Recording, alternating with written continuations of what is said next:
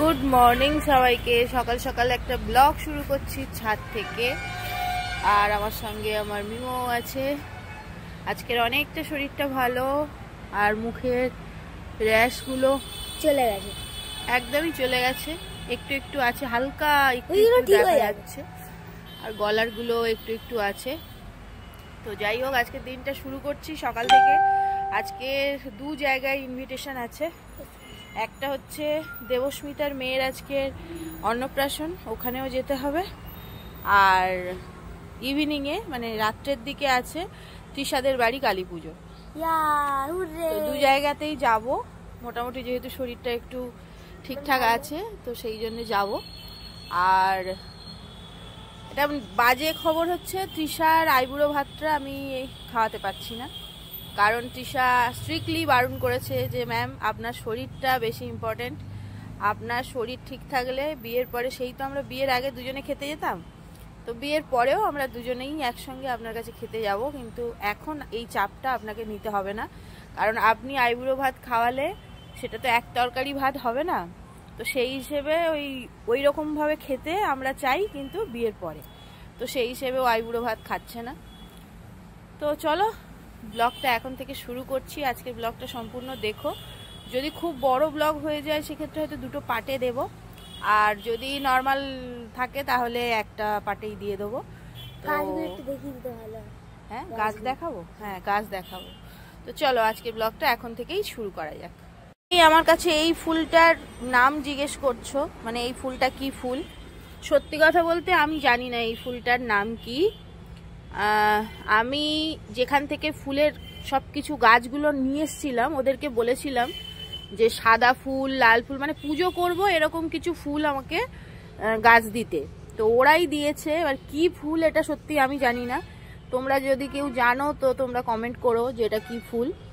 আর পারলে আমি যার কাছ থেকে নিয়েছিলাম তার কাছে এটা জিজ্ঞেস করব যে এটা কি ফুল, কারণ সত্যি অনেকে জিজ্ঞেস করছো। সত্যি ফুলটা খুব সুন্দর গো, মানে অনেক করে ফোটেও, প্লাস দেখতেও খুব সুন্দর, ভালো সুগন্ধ। সেন্ট কই? সেন্ট আমি পাইনি।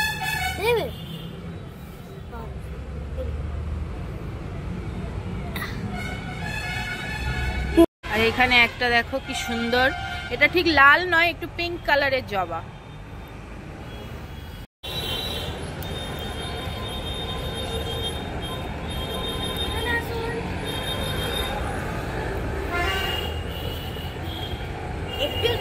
একটু একটু থাক, সবগুলো তুলে নিয়ে না, ভালো লাগবে না। দেখো কতটা কুড়ি হয়ে আছে, এগুলো সব আবার কালকে ফুটবে। ওটা তো লেবু গাছ, লেবু গাছে কত ফুল ফুটেছে, কত ফুল হয়েছে দেখো। লিচু গাছে नहीं कौन कहता है भगवान खाते नहीं, कौन कहता है भगवान सोते नहीं, कौन कहता है भगवान सोते नहीं। আজকের মিমোর ছুটি ছিল, আর তাই ও বাড়িতে থাকার জন্য দেখতেই পাচ্ছ ছাদেও আমার সঙ্গে গেল। যখন আমি পুজো দিচ্ছি তখনও আমার পেছন পেছন ঘুরে বেড়াচ্ছে। আমি এখন গপুর কাছে এসেছি, এখনো ঘুরে বেড়াচ্ছে আমার পেছন পেছন। মোটামুটি আজকের ওর খুব মজা, কারণ ও সবসময় আমার সঙ্গে খুব একটা বেরোতে পারে না। আজকের আমি দু জায়গায় যাবো, সকালে আর বিকেলে, আর ও দু জায়গাতেই যাবে, সেই জন্য ওর খুব মজা আজকে।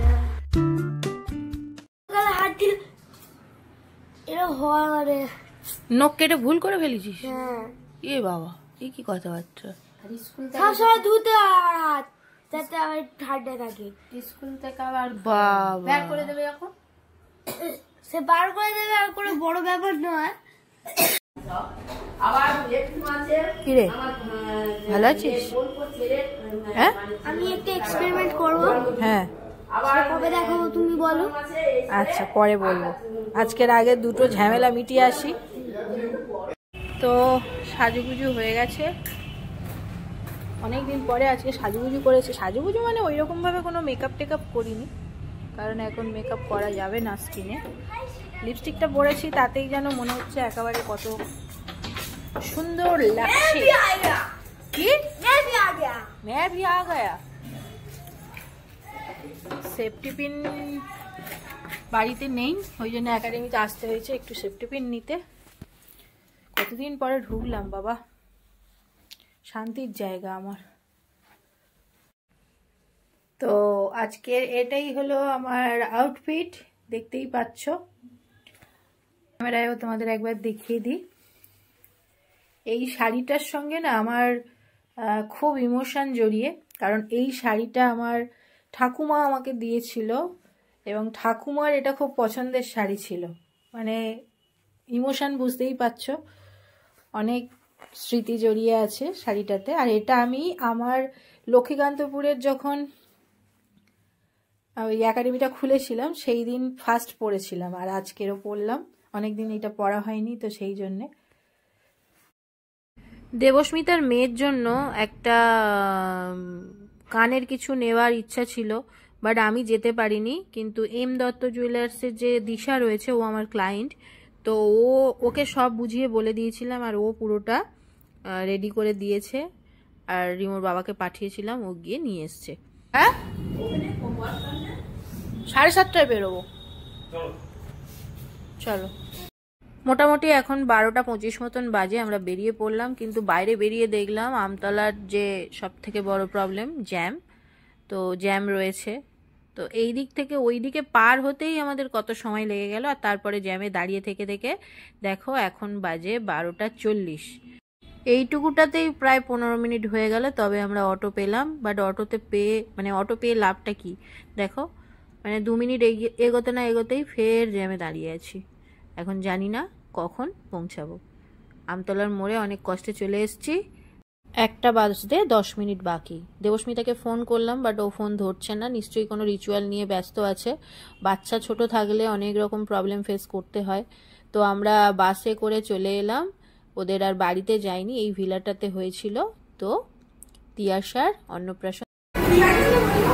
ও বলে বাবা, সব রিচুয়াল সব হয়ে গেছে। হ্যাঁ, এই হলো সব। ওই জন্য আমরা ফোন করেছিলাম, ধরতে পারিস। হ্যাঁ, আমার ফোন তো সেই কি গো, ও এখন কার মতন মুখ, আর একটু বড় না হলে বোঝা যাবে না। কি গো, ঘুম পেয়েছে? চলো চলো। তুই কি করছিস? এটা টাকা টাকা নিয়ে নিচ্ছে, দেখি।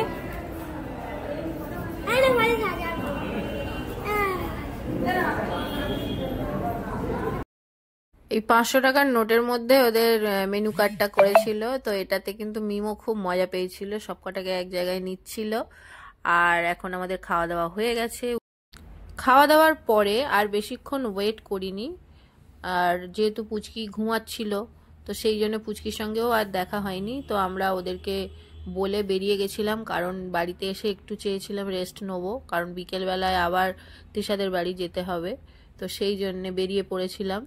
এখান থেকে রিমোর বাবা বললো বাসে উঠে যাই, চলো। বাসে করে গেলে টোটো স্ট্যান্ডে নামবো, তারপর ওখান থেকে টোটো ধরে নেবো। তো সেই মতন। কিন্তু ওই যে আমতলা মানেই জ্যাম, যেতে আসতে সব কিছুতেই জ্যাম, দেখতেই পাচ্ছ। একটু একটু করে গাড়ি এগিয়ে আসছে। আর ওই যে নীল কালারের বাসটা, ওটা 235, তো ওটাতেই উঠবো। মিমো এগোচ্ছে। তো জ্যাম ঠেলে বাসে করে আমরা চলে এলাম আমতলা টোটো স্ট্যান্ডে। আর তারপরে ওখান থেকে টোটোই করে সোজা বাড়ি। কিরে, মজা হলো? আবার ছড়া। তোর আজকের মজাই মজা, বল। দাদার জন্য দুঃখ হচ্ছে কেন? ওলে বাবলে, চলো। এরপরে বাড়িতে এসে ফ্রেশ হয়ে আমি বেডে চলে এসেছি আর হাজমোলা খাচ্ছি। আর এখনের ব্লগটা আমি এখানেই এন্ড করব, কারণ বিকেলের ব্লগটা যদি এই ব্লগের সঙ্গে অ্যাটাচ করি তাহলে ব্লগটা অনেক বড় হয়ে যাবে। তো আমরা বিকেলে যখন তৃষাদের বাড়ি পুজোতে যাব, সেই ব্লগটা আমি আলাদাভাবে দেব। তো চলো, আজকের মতন টাটা, নেক্সট ব্লগে দেখা হচ্ছে।